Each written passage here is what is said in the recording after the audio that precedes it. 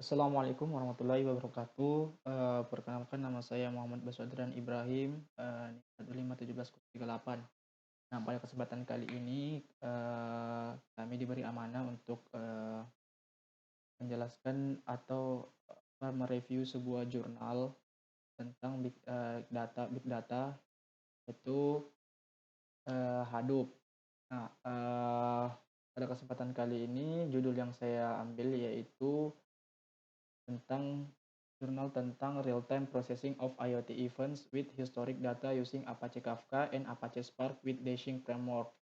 Nah, jadi nantinya ini akan menjelaskan tentang bagaimana sebuah data yang dikirim itu akan diproses secara real time menggunakan Kafka dan Apache Spark. Dan Dashing Framework tersendiri itu adalah sebuah platform yang open source untuk menampilkan sebuah data, baik itu berupa grafik, teks, dan lain-lain. Jadi untuk tampilannya atau UI-nya istilahnya, front end-nya. Jadi ini jurnal dari De Silva, Kim Han, Agaurav, dan Barry S pada tahun 2017 dan dipost melalui IEEE. Nah, langsung saja. Jadi penelitian ini dilandaskan atas dasar pertimbangan data IoT yang dari hari ke hari semakin banyak hal yang terhubung satu sama lain dan merupakan masalah yang jelas. Kemudian teknologi big data tradisional seperti Hadoop kurang berfungsi, tetapi Apache Kafka, teknologi pemrosesan data secara open source yang dikembangkan oleh Apache Software Foundation, digunakan karena memiliki lapisan penyimpanan yang dapat diskalakan atau istilahnya dapat scalable secara masif maupun mampu menangani sejumlah besar data secara real time, data feed secara real time. Kemudian Apache Spark. Nah, Apache Spark sendiri itu merupakan salah satu teknologi big data yang digunakan untuk memproses data dengan bantuan komputasi cluster. Jadi Spark ini itu mirip dengan Hadoop, sama-sama di cluster. Tetapi bisa teman-teman lihat jika dibandingkan dengan teknologi big data tradisional seperti Apache Hadoop, Spark itu melakukan tindakan 10 hingga 100 kali lebih cepat. Jadi Spark itu lebih cepat untuk memproses data itu memproses data yang besar itu karena sama-sama di cluster itu kecepatannya 10 hingga 100 kali lebih cepat daripada Hadoop. Selain itu, Spark juga mengatasi masalah pengelolaan pemrosesan data yang besar dan kompleks yang terhubung ke tingkat yang lebih besar. Ini sangat toleran terhadap kesalahan karena kami berurusan dengan real-time data. Nah, di teknologi yang digunakan di Spark sendiri itu yang untuk mengirim data secara real-time itu namanya Spark Streaming. Yaitu dasar dalam Apache Spark yang digunakan untuk mengalirkan dan memproses data.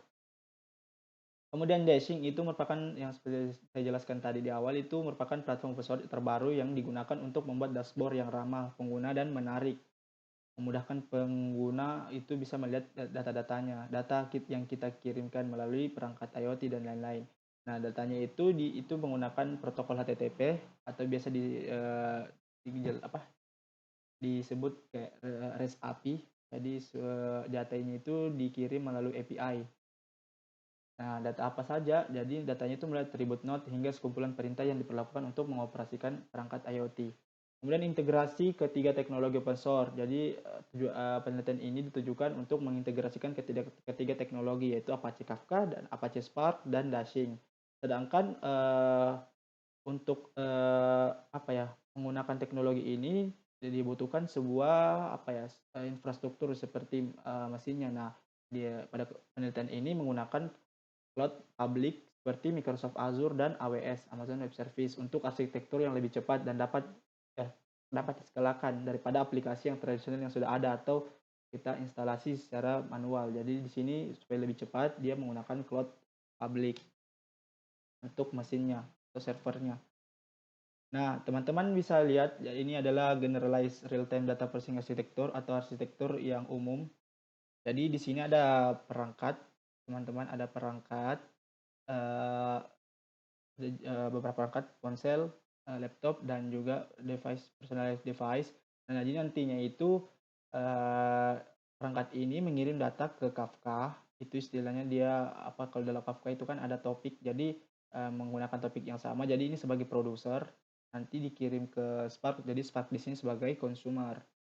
Jadi produsen mengirim ke Kafka dengan topik yang sama, kemudian consumer juga mengambil dari topik yang sama. Jadi datanya nanti akan di-store ke sini, kemudian disimpan sementara ke dalam blob storage.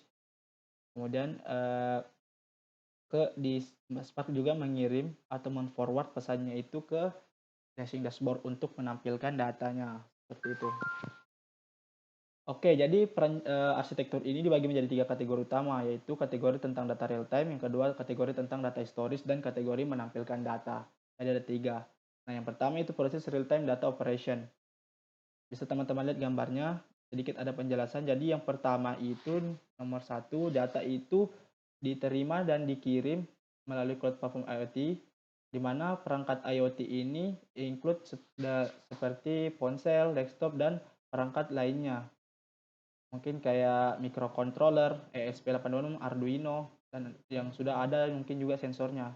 Kemudian datanya itu dikirim melalui cloud, di atas cloud, dan bisa menjadi atau dalam bentuk form atau data, log, atau file, seperti itu.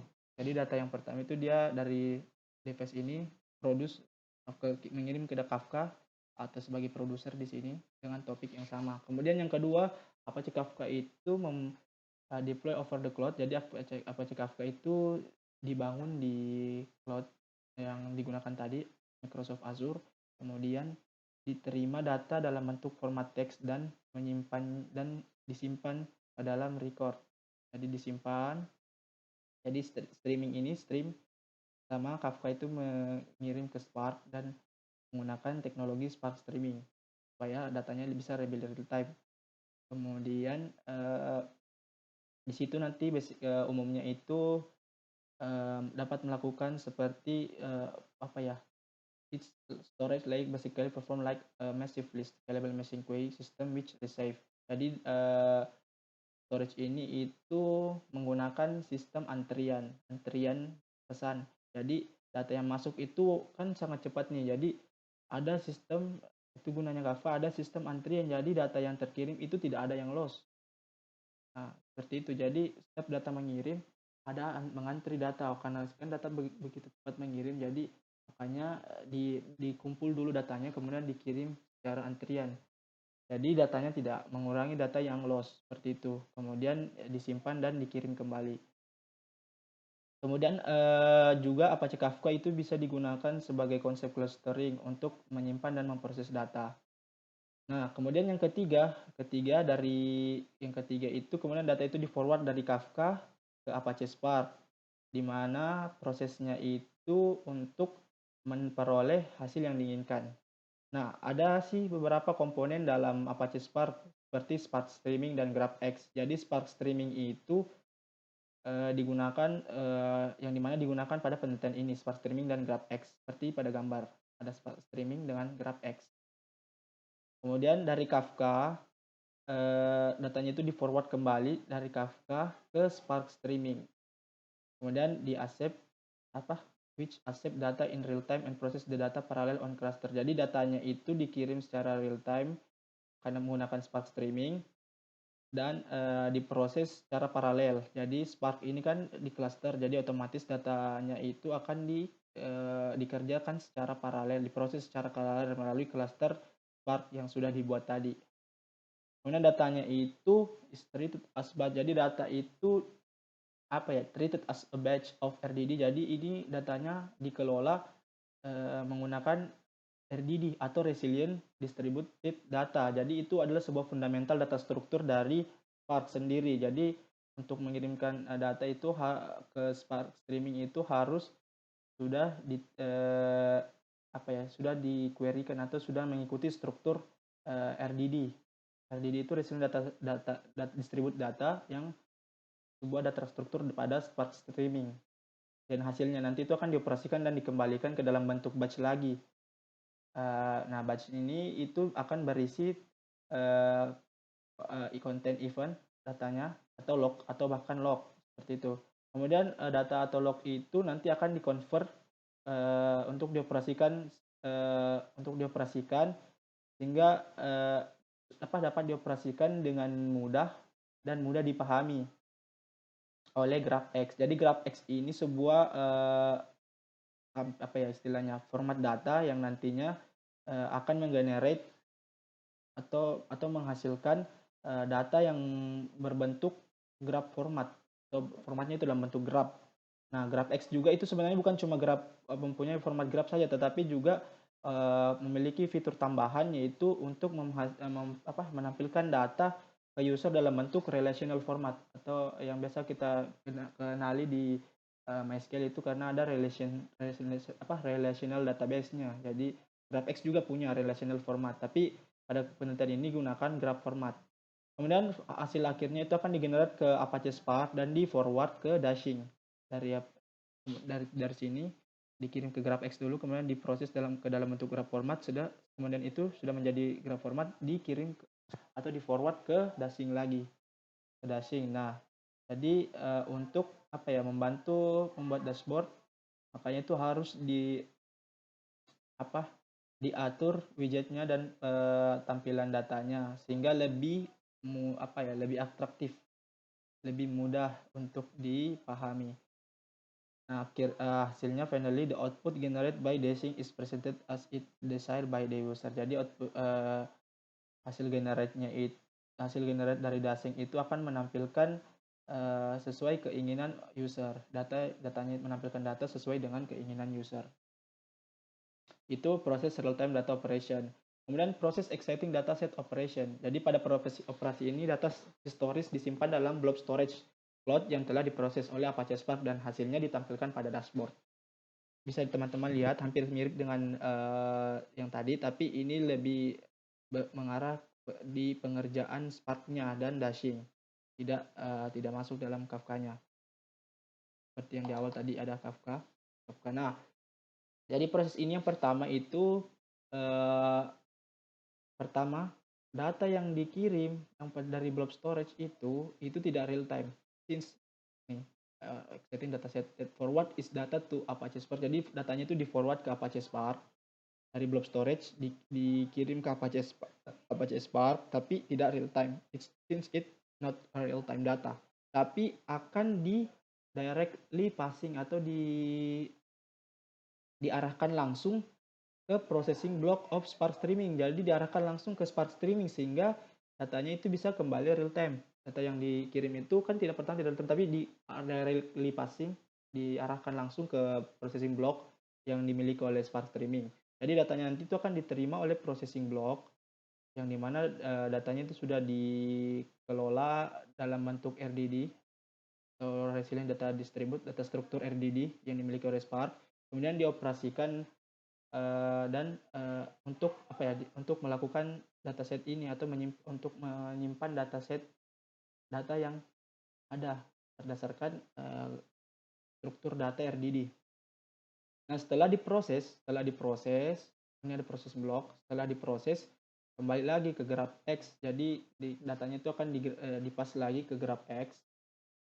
Kemudian nanti GraphX akan mengoperasikan itu dan menggenerate. Jadi generate itu hasilnya itu dalam bentuk graph format. Tapi juga memiliki fitur untuk menggenerate data dalam bentuk relational format. Tapi pada penelitian ini datanya itu dalam graph format.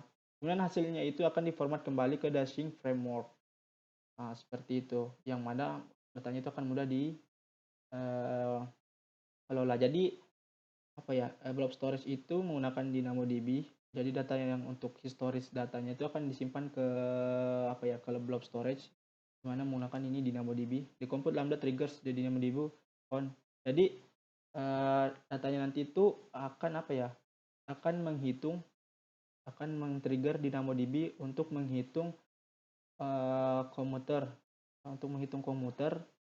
dan menampilkan setiap each coach of the particle train, akan menampilkan berarti dalam pelatihan partikular. Kemudian DynamoDB itu akan mengembalikan hasil code-nya itu menghasilkan hasil yang relevan. Kemudian nanti ini sudah beda ya, ini sudah masuk ke prosesnya sampai nomor 6 saja. Ini di proses lain.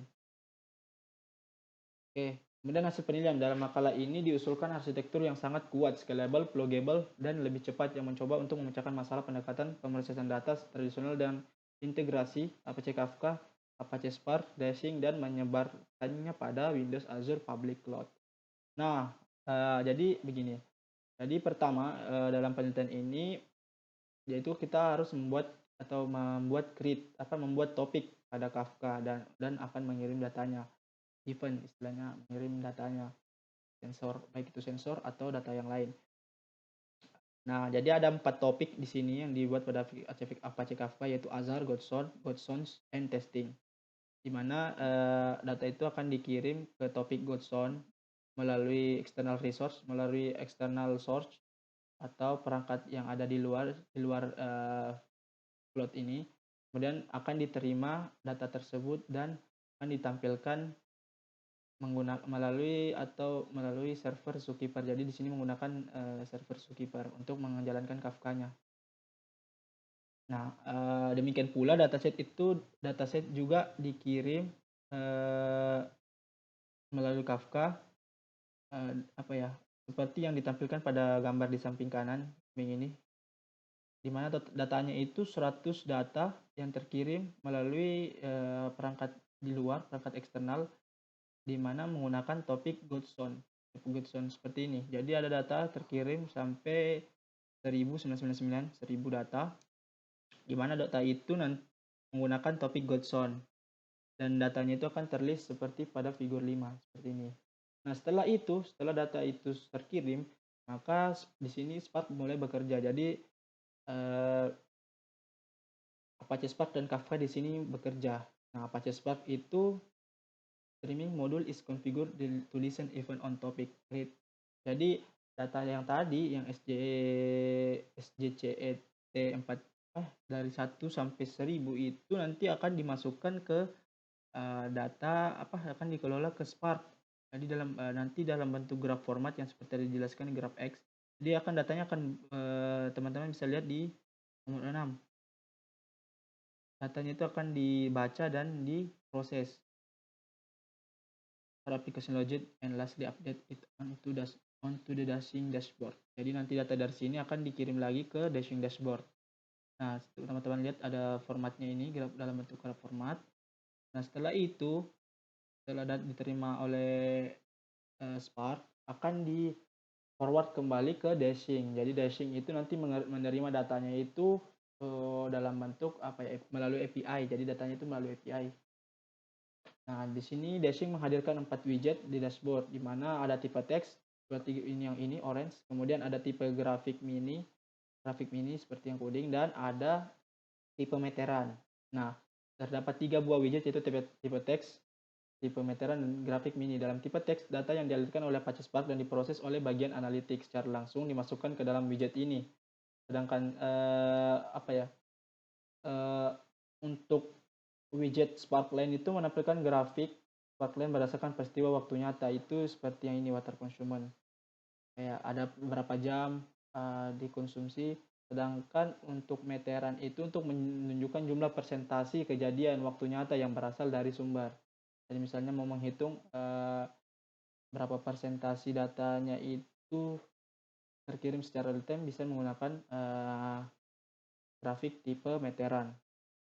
Jadi keempat ini dihasilkan menggunakan dashing berbasis grafik yang telah berubah berdasarkan data yang dialirkan. Jadi data yang dikirim melalui Kafka sebagai produser, dari perangkat sebagai produser, kemudian diterima oleh Spark, dikelola, diproses, kemudian nanti di forward kembali ke dashing.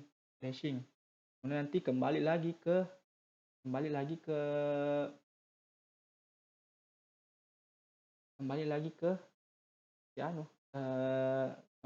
ke perangkatnya. Jadi datanya itu akan kembali seperti teman-teman bisa lihat ini. Jadi dari perangkat baca, kemudian kembali lagi dari dashing ke perangkat. Jadi datanya itu bisa dimonitoring melalui HP, web, dan lain-lain. Seperti itu. Mungkin itu saja. Jadi kesimpulannya itu, terlepas dari lingkungan operasional yang dikomunikasikan, perangkat IoT menghasilkan sejumlah besar data secara real time dan yang perlu dialirkan dan diproses.